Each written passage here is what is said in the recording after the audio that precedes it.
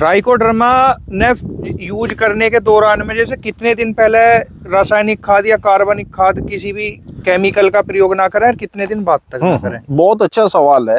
ये वीडियो के जी कुछ कमेंट हैं जी, जैसे SGMR है, ये कह रहे हैं भैया जी नर्सरी बना के गन्ना लगा सकते हैं क्या, क्या क्या सावधानी करनी चाहिए? फैजान अली है जी, ये कमेंट कर रहे हैं गन्ना बुवाई में स्वाल बलवीर इंसेक्टिसाइड लगा सकते हैं। तरुण देसवाल है जी, ये कह रहे हैं डॉक्टर साहब से जानकारी जरूर करें कि अब की बार 38 गन्ना वैरायटी गन्ना पतला पड़ गया बहुत, क्या वजह रही है? देखो पतला। राम राम किसान भाइयों, आज की जो वीडियो है वो पेड़ी प्रबंधन के ऊपर होने वाली है। कई खेतों के अंदर गए, सबसे बड़ी समस्या किसान भाइयों आज जो आ रही है, जो किसान भाई गन्ने कटाई कर रहे हैं उसके अंदर जो मुड जो बोल रहे हैं उनमें फंगस सी लग रही है, यानी कि उनमें लालिमा या कालेपन आ रहा है।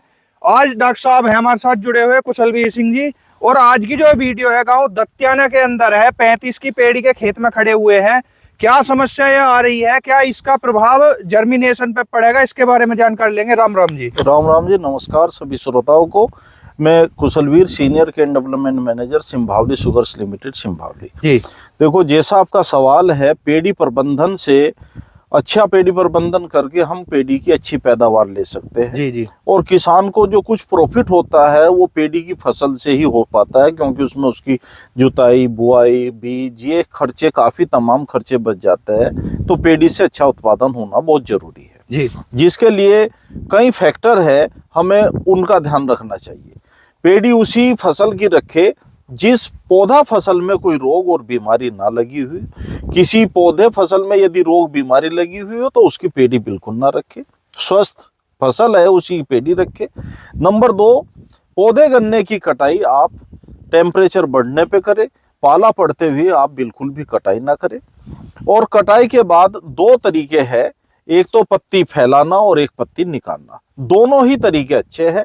यदि पत्ती कम है तो आप पत्ती ना फैलाए, उसे निकाल दो, और यदि पत्ती पूरी पर्याप्त है तो वो समान रूप से फैला दे जी। अब दोनों पे मैं अलग अलग बताऊंगा। यदि पत्ती आपने फैला दी है तो सबसे पहले आपको क्या करना है, 10 kilo ferrous sulphate, 1 bag urea समान रूप से पत्ती फैला के उस पर बखेर के और सिंचाई कर दे तुरंत। तो वो पत्ती आपकी गल जाएगी, जमीन के चिपक जाएगी, खरपतवार को भी नहीं होने देगी और लंबे समय तक नमी भी मेंटेन रखेगी और पत्ती गल सड़ के खाद का काम करेगी जी। फुटाव भी बहुत अच्छा आएगा, क्योंकि यूरिया का और पानी का मिलना जरूरी है, क्योंकि नीचे के भाग में ये सुक्रोज का परसेंट ज्यादा होता है। गन्ना ऊपर से नीचे की तरफ जाता है तो मिठास बढ़ता जाता है। नीचे सुक्रोज ज्यादा होती है और सुक्रोज में स्प्राउटिंग नहीं हो पाती, तो उसको ग्लूकोज में कन्वर्ट करना बहुत जरूरी होता है। इसके लिए यूरिया और पानी जरूर लगाना चाहिए। नंबर 2 कि तमाम तरह के कीड़े और तमाम तरह की बीमारियां ये प्रवेश करती है। जैसे अब ये खेत है जिसमें पत्ती निकाल रखी है, इसमें सबसे पहले क्या करें कि इसमें 2 से 4 किलोग्राम ट्राइकोडर्मा को गोबर की सड़ी खाद में मिला के, खेत में नमी है, बिखेर दे और कल्टीवेटर से या जो भी यंत्र है, ट्रैक्टर का या बैलों का, उससे जुताई कर दे ताकि वो मिट्टी में मिल जाए। उसके बाद जैसे ही आपको पानी लगाने की जरूरत पड़ती है तो उसमें 2 तरीके हैं। एक तो ये लाइन आप ड्रेंचिंग कर सकते हैं, स्प्रे भी कर सकते हैं, या मुहाले पे रख के भी छोड़ सकते हैं। यदि आपके पास लेबर की दिक्कत है तो मुहाले पे रख के भी दवाई का प्रयोग कर सकते हैं जी। उसमें कौन सी दवाई करनी है, आप आधा लीटर 500 ml बाइफेंथ्रिन 10%, ये FMC का टालस्टार नाम से आता है, और भी कंपनी तमाम बनाती है। आधा लीटर टालस्टार और 200 ml एजोक्सी स्ट्रोबिन 18.2 प्लस डाइफेनोकोनाजोल 11.4% जो है, 200 ml दवाई ये ले लो। 200 से 250 लीटर पानी में घोल बना के आप इसका स्प्रे कर दे, लाइन पे स्प्रे करे, या एक ड्रम में घोल के आप इसे सिंचाई के साथ मुहाले पे लगा दे, तो उससे फफूंदी जनित बीमारियों का प्रकोप ना के बराबर होगा। काफी हद तक आप अपनी फसल को भूमिगत कीटों से भी बचा सकते हैं और फफूंदी से भी बचा सकते हैं। ये हमें जरूर करना चाहिए। दूसरे, चूंकि पौधे गन्ने ने काफी आपकी न्यूट्रिएंट का अपटेक कर लिया है, तो आप जब जुताई करें तो वही डीएपी और एनपीके जो बुआई में डालते हैं तो बिखेर करके वो आप इसमें भी आप जरूर प्रयोग करें। साथ ही साथ 3 किलोग्राम WDG सल्फर या अन्य सूक्ष्म तत्वों का मिक्सचर, जैसे एक बहुत अच्छा सूक्ष्म तत्वों का मिक्सचर साथ उसमें एलिमेंट है और 18 किलो की एक किट है MBF बायो फर्टिलाइजर की। तो MBF तो कंपनी का नाम है, महाराष्ट्र बायो फर्टिलाइजर, उसकी एक किट है 18 किलो की। उसे एक किट को आप 1 एकड़ में हल्के से यूरिया या DAP के साथ मिला के बिखेर के और आप जुताई कर देंगे तो आपको न्यूट्रिएंट की भी पूर्ति बहुत अच्छे से हो जाएगी। तो इस तरह से हम यदि पेड़ी का प्रबंधन करेंगे तो हमें बहुत अच्छी उपज मिलने के चांस है। और साथ ही साथ यदि कहीं पे आपका ट्रैक्टर चलने से या भैंसा बुग्गी चलने से यदि कहीं पे कोई बूंद डैमेज हो गया तो वहां पे आप पेंडे दबा सकते हैं या साइड का एक कूड़ उखाड़ के वहां पे उसकी जड़ें दबा दीजिए और उस कूड़ की दोबारा से आप बुआई कर सकते हैं। ये आपको ध्यान रखना चाहिए पेड़ी प्रबंधन में। ठीक है जी। एक सवाल है जी, यही जैसे आपने बोला ट्राइकोडर्मा, हाँ, ट्राइकोडर्मा ने यूज करने के दौरान में जैसे कितने दिन पहले रासायनिक खाद या कार्बनिक खाद किसी भी केमिकल का प्रयोग ना करें और कितने दिन बाद तक ना करें? बहुत अच्छा सवाल है। देखो, ट्राइकोडर्मा एक नेचुरल फफूंदी है। ये फफूंदी पहले जमीन में मौजूद पाई जाती थी, लेकिन अंधाधुंध खाद उर्वरकों का प्रयोग करने से, फसलों से जलाने से ये दिनों दिन घटती जा रही है। दूसरे एक इसके घटने पीछे कारण है जमीन का ऑर्गेनिक कार्बन भी कम होता जा रहा है। ऑर्गेनिक कार्बन अधिक होगा तो ये जो माइक्रो ऑर्गेनिज्म है ये बढ़ेगा, ये सूक्ष्म जीव की संख्या जमीन में बढ़ेगी। अदरवाइज वो और ऑर्गेनिक कार्बन कम होने से इनकी भी संख्या कम होती है। लेकिन क्या है, ये एक नेचुरल फफूंदी है। सबसे बड़ा दुश्मन तो इसका फफूंदी नाशक दवाई है। फफूंदी नाशक दवाई के डायरेक्ट टच में नहीं आनी चाहिए ये।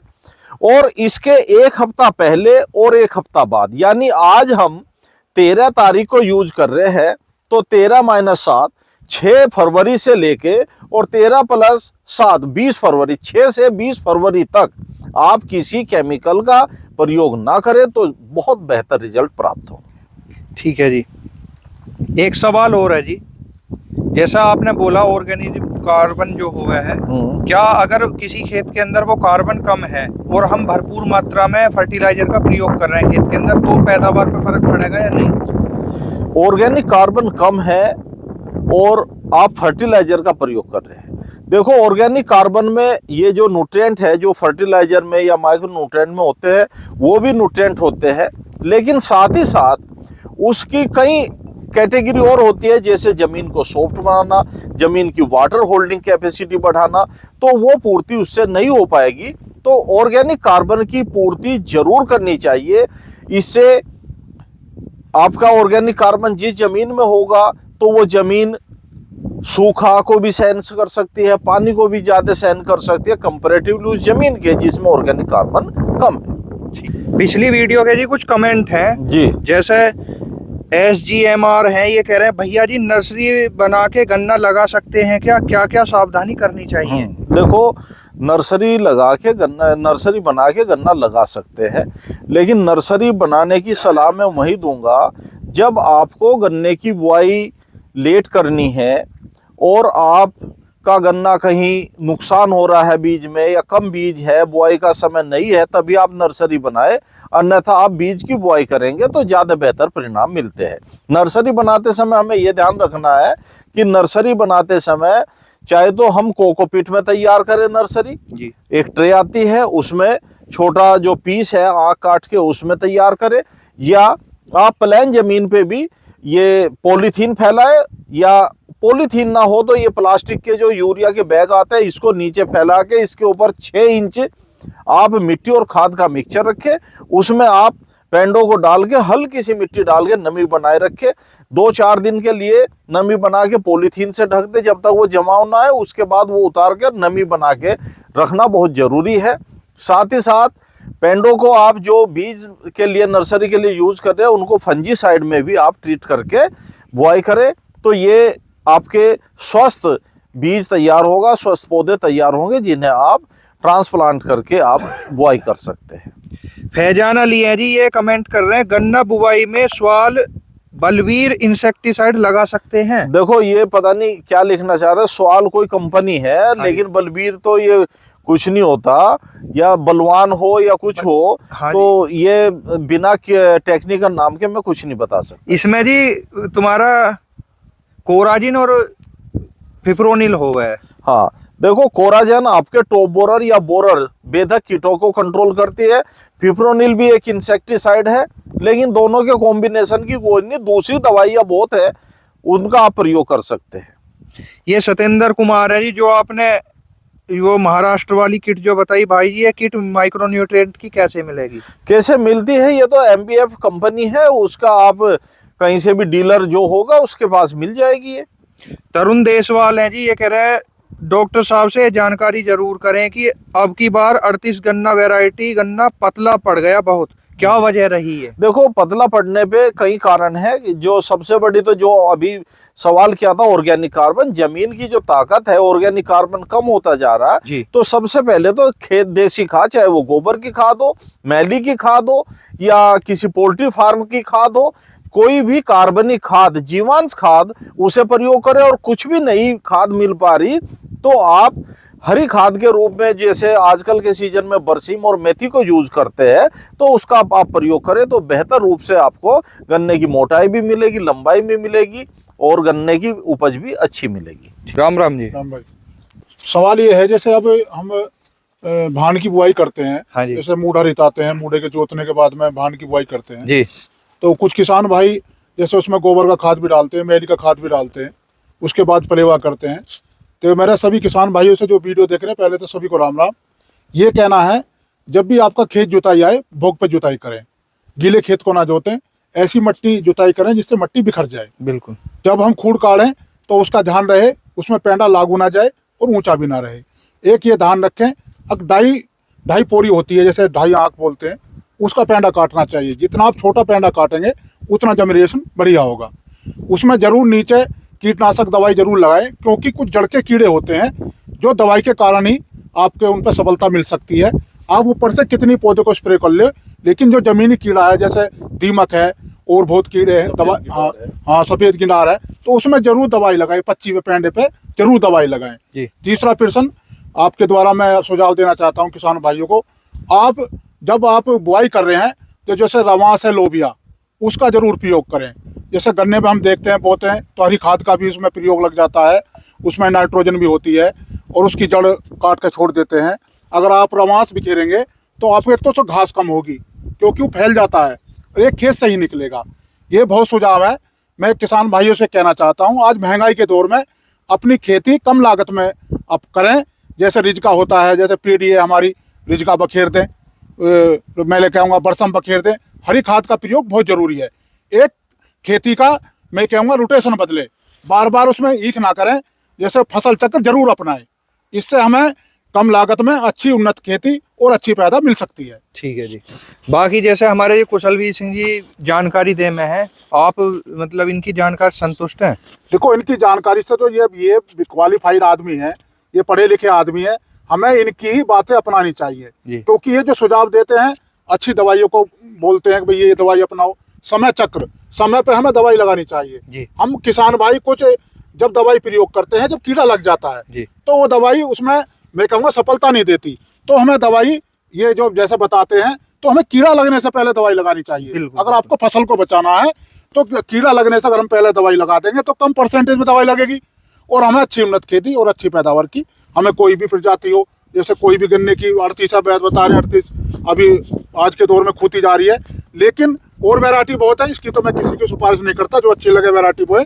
लेकिन दवाइयों का कहूँगा अच्छी दवाई क्वालिटी की यूज करें, और उसमें कैपेसिटी के अनुसार यूज करें, समय से यूज करें जी। राम राम जी। राम राम जी सर। अपना कहाँ से रहने वाले हो? गांव का नाम, अपना नाम बताओ। मेरा नाम नरेश कुमार शर्मा जी, ग्राम दतियाना जी, जिला हापुड़। ठीक है। जैसे कुशलवीर सिंह जी जानकारी दे रहे हैं, हमने बात करी पेड़ी की फुटाप पे, तो जानकारी ठीक लगी जी? बहुत बढ़िया जानकारी दी। ठीक है जी, साहब ठीक है। किसान भाइयों, आज की जो वीडियो ही यो स्पेशल जो ही वो गन्ने की जो पेड़ी अब किसान भाई काट रहे हैं, ज्यादातर हम खेत के अंदर गए, देखा है फफूंद सी लगी हुई है। और किसान भाई इसी चीज में गड़बड़ कर देंगे। समय से पहले अपनी पेड़ी का प्रबंधन कर लें, सही दवाई सही माइक्रो न्यूट्रिएंट्स का प्रयोग करें, जिससे आपकी पेड़ी जो है अच्छा फुटाव देवे। दूसरा, किसी भी किसान भाई ना कोई समस्या हो भाई वीडियो के अंदर कमेंट कर दियो, अगली वीडियो के अंदर उसकी जानकारी दे दी जाएगी। राम राम जी।